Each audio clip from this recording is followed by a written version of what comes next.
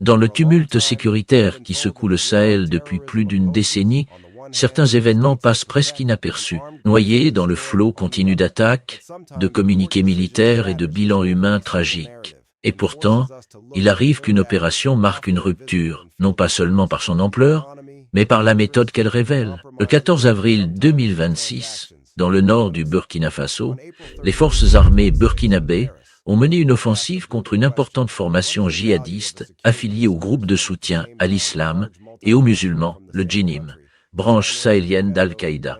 Ce qui s'est joué ce jour-là dans la région d'Abinda ne se résume pas à un affrontement de plus. C'est une démonstration stratégique qui pourrait redéfinir la manière dont certains États africains envisagent la guerre asymétrique.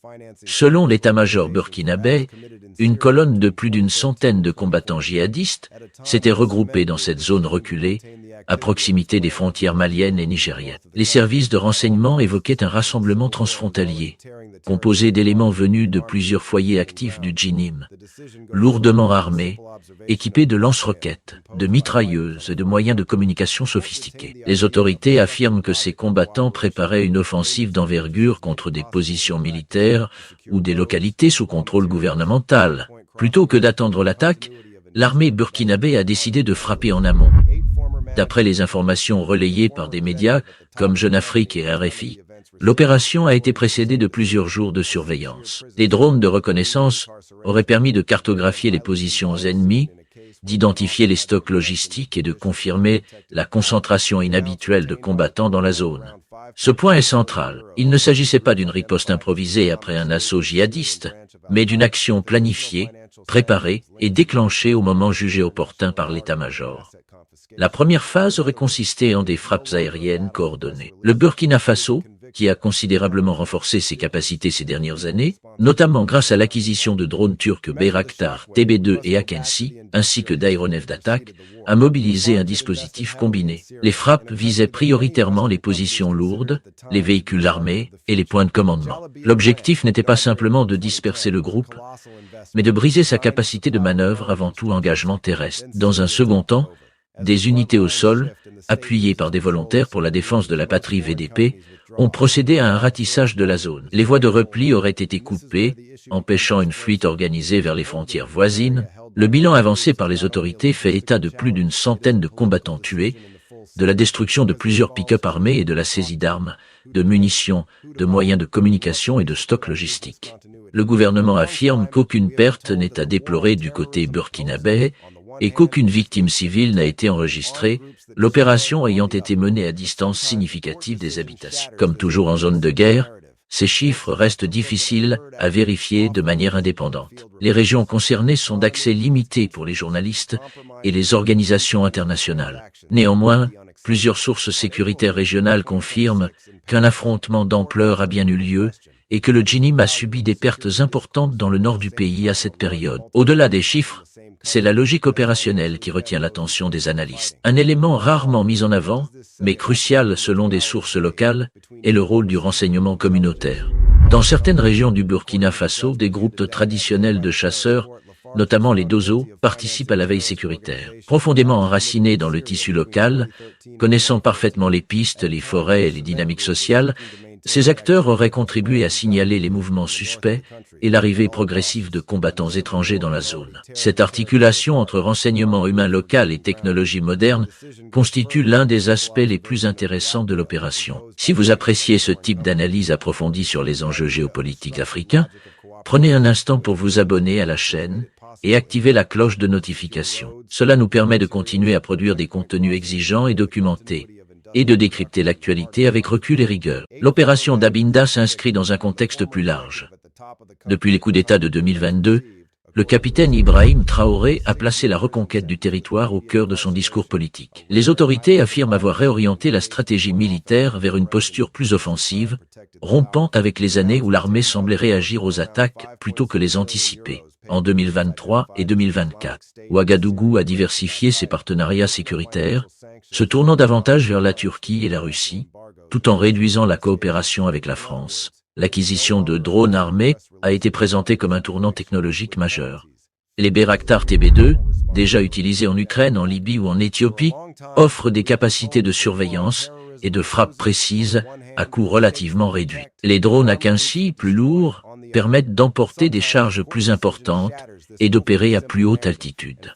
Pour un pays confronté à des groupes mobiles, capables de se disperser rapidement dans des zones rurales vastes et difficiles d'accès, ces outils changent la donne. Ils permettent d'identifier, de suivre et de neutraliser des cibles avec une précision accrue, à condition que le renseignement initial soit fiable. Mais pour mesurer la portée de l'opération du 14 avril, il faut aussi la replacer dans une séquence régionale troublante. 3 jours plus tôt, le 11 avril 2026, au Nigeria voisin, une frappe aérienne menée dans le cadre de l'opération Adinkai a touché un marché hebdomadaire dans la zone frontalière entre les États de Borno et de Yobe. Selon Amnesty International et plusieurs médias internationaux comme l'Associated Press et la BBC, plus de 100 civils auraient été tués, certains bilans locaux évoquant un chiffre encore plus élevé. Des pêcheurs, des commerçants, des familles entières figuraient parmi les victimes. Les autorités nigérianes ont affirmé avoir visé une zone connue pour abriter des éléments de Boko Haram ou de l'État islamique en Afrique de l'Ouest. Le ministère de l'Information a défendu une opération fondée sur des renseignements jugés crédibles. Toutefois, les organisations de défense des droits humains dénoncent un schéma récurrent.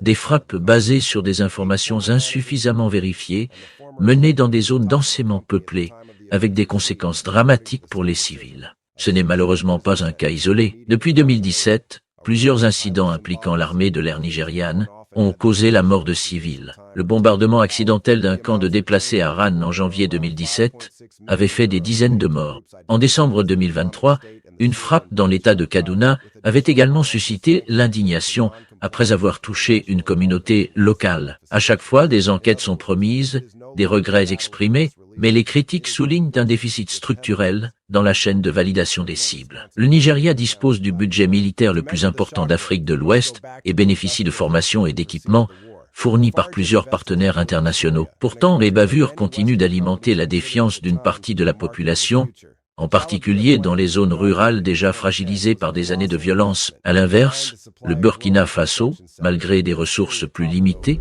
semble avoir misé sur une combinaison plus étroite entre renseignement local, surveillance prolongée et choix du moment et du lieu de la frappe. Frapper à une vingtaine de kilomètres des premières habitations, attendre que la concentration ennemie soit confirmée, neutraliser les capacités lourdes avant l'engagement au sol, cette séquence traduit une volonté affichée de réduire les risques pour les civils et pour les troupes. Cela ne signifie pas que la guerre est gagnée.